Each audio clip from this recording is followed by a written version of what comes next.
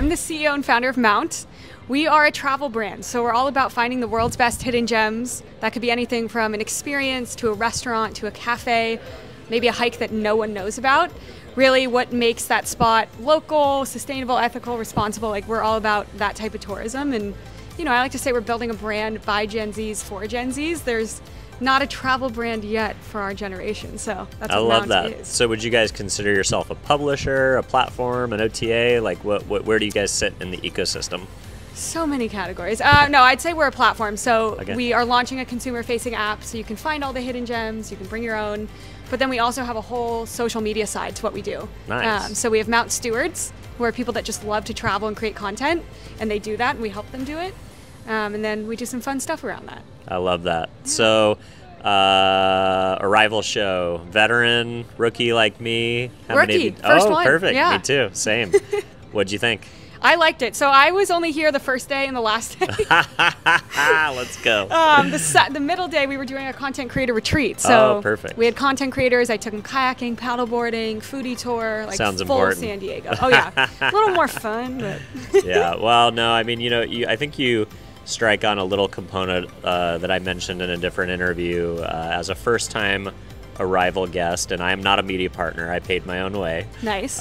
So I can say what I want to say. But no, I thought it was amazingly educational, made a lot of really great connections. But I have two comments, and one has to do particular with you and your business and your session specifically.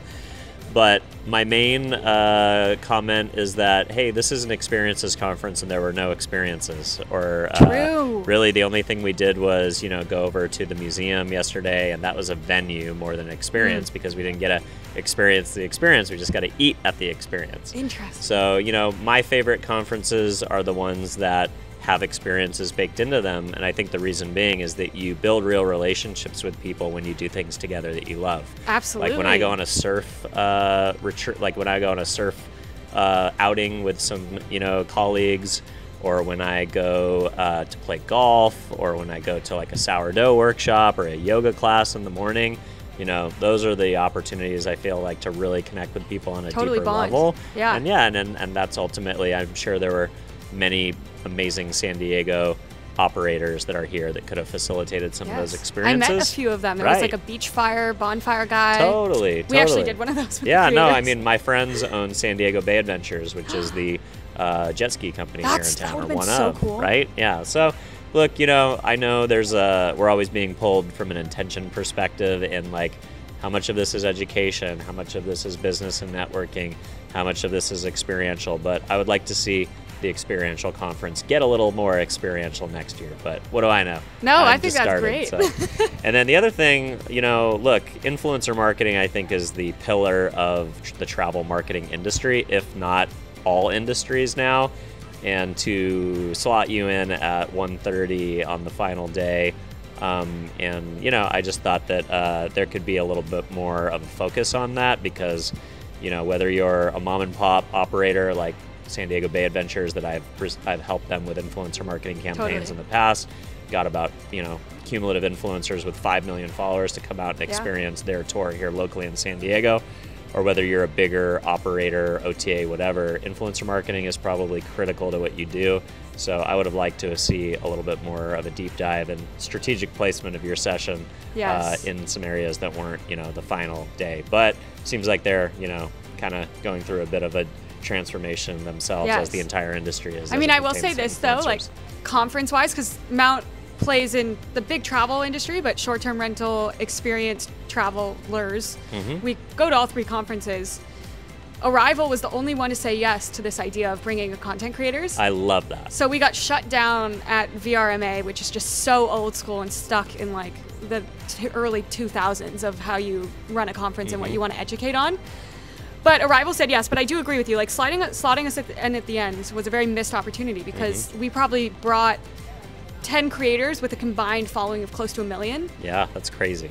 And they didn't, like, we had to pay our way to be here, right? So wow. And did your influencers have to pay as well? So they didn't get to attend the conference, so they just came for the session, so they didn't pay. Yeah. I had to pay for my ticket, so I can also say what I want. I know, isn't that wild? It's like, look, I understand the commerce component of it, but I get into half the shows that I apply to as media, as an influencer, and I only have 30,000 followers. Yeah. Like, I've been to Gary Vee Con, I've been to Wow. eTail West, and you know, if Gary Vee and his conference say I'm an influencer, I'm an influencer. No, I'm just kidding. But you know, I get it. I mean, there's a money-making component of it. This is a inside niche, and I needed to be here because of my client Lost In, and you know, I was willing to pay. So Yeah, absolutely. That's how I felt about it as yeah, well. very cool. Well, other than our slight complaints, I think your session was amazing. Thank I think you. the entire Arrival Conference was a really great show. It was the first one in 13 years that I wasn't looking at my phone and doing emails most of the time. And I think it's probably because, you know, we were deep diving on this particular area of the tourism industry. But let's jump into Mount and how you guys approach marketing. So you guys are obviously experts. You're building your business through social.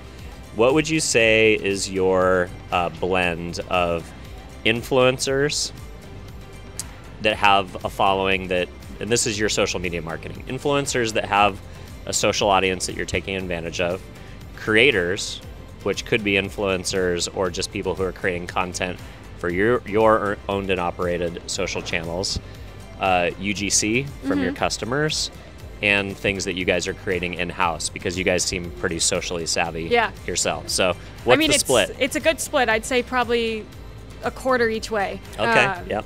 So even. So even, but like Casey, who runs all of our social media, has grown over the last year, in less than a year, our socials to over 170,000 followers. Wow, that's amazing. I met her in college. She studied videography. She also is an influencer on her own. I She's saw. crazy cool. Yep. Really huge asset to Mount, so lucky to have her. We also created this Mount Steward program. So that's my way of trying to work with influencers, but I always got the ick when I would follow influencers and then out of the blue, they'd be supporting a brand that had nothing to do with them. Yep. And you Not knew they were authentic. doing it for a payday. Yep, 100%. And so it made me think badly about the brand and also didn't look great on the influencer. So I was like, how can we do that in a more authentic way? So the Mount Stewards are not paid, but what they get is a community of traveling content creators. And you know, it's a lonely business being a creator. Totally. So we take them on retreats. They also get to go on Hidden Gems and create content, but that is really our way of putting people in the wild. And that's a blend of UGC, influencer, content creator. They're all of it. I love it. And you demonstrated that proof in the pudding of coming today. Yeah. I want to hearten back to the idea of you bringing influencers to the conference and Arrival, being forward thinking about that. I have run the same types of campaigns for Adobe for over 8 years, where we take influencers to Adobe Max, which they have the Adobe Insider program. 300 influencers come and represent all the different products, all the different audiences, all the different segments of Adobe, mainly micro to mid-tier, all the way up to people like Casey Neistat at the top of the ticket. But in a smaller fashion, you know, we bring 10 influencers with us when we go to National Association of Broadcasters. We bring 10 influencers internationally with us when we go to International Broadcasters Conference in Amsterdam. So I'm very familiar with the strategy, and it's worked really well for me and my clients. Love to hear about how you are approaching it, because it seems like it's a smart way to attack the travel industry. Like, if you want to own share of voice around an event, why not bring people who can be a third-party, authentic voice in the space, but also amplify your message in real time Totally. at that show that you're trying to get awareness around? Yeah. I mean, my opinion about bringing in influencers is it's great, but so the Mount Stewards, they're all travel influencers, right? So the pitch to Bruce and the other conferences was like, you guys are building businesses and your customer, like for tour operators, is a traveler. So why on earth do you not have them in your sessions, and why are you not hearing from them?